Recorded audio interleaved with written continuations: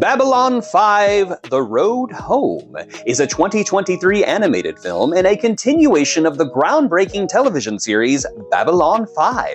It stars the voices of Bruce Bottleichner, Claudia Christensen, Peter Jurasik, Patricia Tallman, Tracy Scoggins, and a bunch of imposters wearing my old friends' faces like some kind of Invasion of the Body Snatchers type thing. Boy howdy! I love me some Babylon 5. As a matter of fact, I enjoyed seasons 2 through 4 of Babylon 5 immensely. It was fun to see what an upstart science fiction television series could do with a budget of $40 per episode.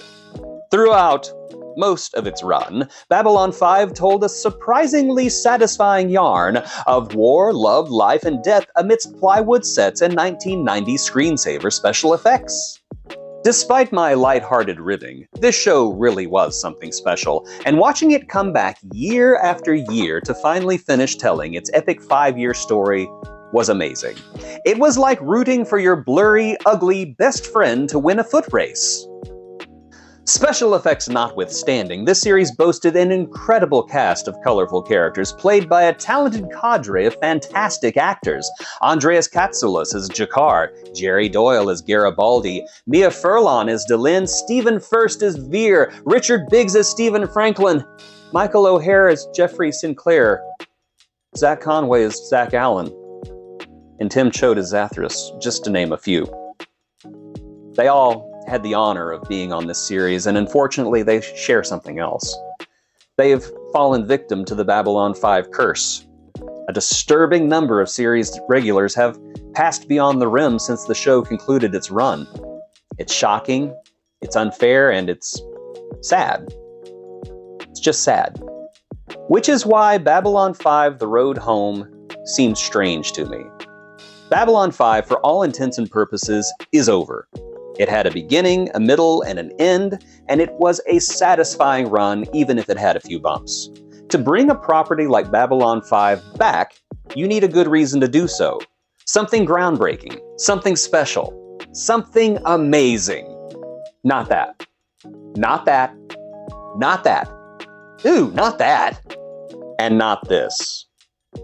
The Road Home is not a bad movie. It's fine. It's perfectly fine, and that's the problem. It's only fine. There doesn't seem to be a pressing reason for this film to exist beyond J. Michael Straczynski wanting to keep B5 in the public eye. At best, it's average, and at worst, it was completely unnecessary.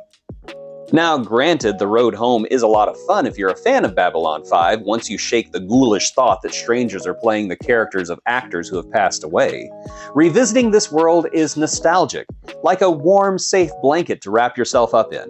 I've missed Sheridan and Ivanova and that big spinning sausage in space. The biggest problem with this return is that time and format have punched it all in the face. We've lost so many family members from this series that returning to this world is like seeing strangers parade around in your dead family's old clothing. I also have to wonder if Babylon 5 has fallen into irrelevance in the days since it was on the air. Does anyone really care about it anymore? Is The Road Home really going to bring in new fans, or is it just going to placate the old farts like me who wax nostalgic about the last best hope for peace?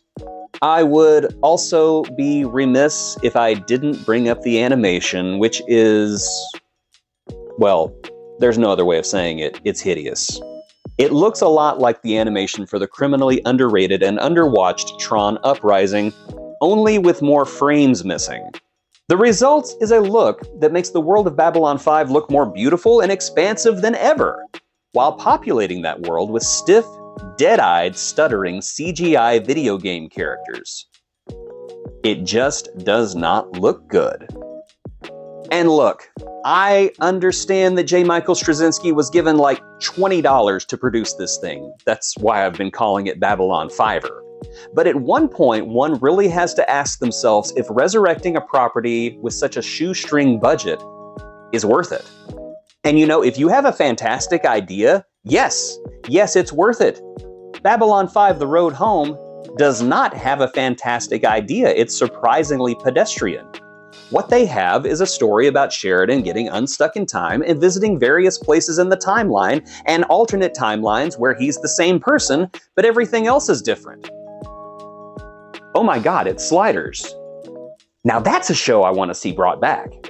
A world where Babylon 5 is in the middle of a last stand with the Shadows. A world where the Shadows are about to destroy the Earth. And a world where there was no Shadow War.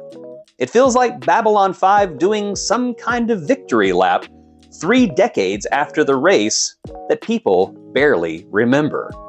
This is like somebody coming back to their high school 30 years after they graduated, bragging about the MVP trophy that they won when they were a senior. Only no one remembers who they are. Yeah, Babylon 5 is Al Bundy at this point. Honestly, and as much as it pains me to say this, it doesn't feel earned.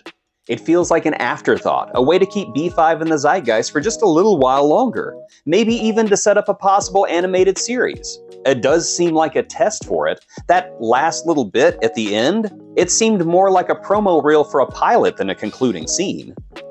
And yeah, that's fine, I'll watch it. I'll watch the heck out of it. But I'm not here to talk about a potential animated series that may or may not exist. I'm here to talk to you about this animated movie that does. And if you were a fan of Babylon 5, it is a warm return to a world long gone. A wonderful visit with old friends and old concepts. If you've never heard of Babylon 5, however, this movie simply was not made for you. It wasn't. This was made to satisfy old fans, and that's it. The road home is not special enough to be memorable. It's not written well enough to be special, and it never has the strengths to justify its own existence. This feels like a half-hearted reunion special for a television series that had the perfect finale, only half the cast didn't show up because they were unavailable.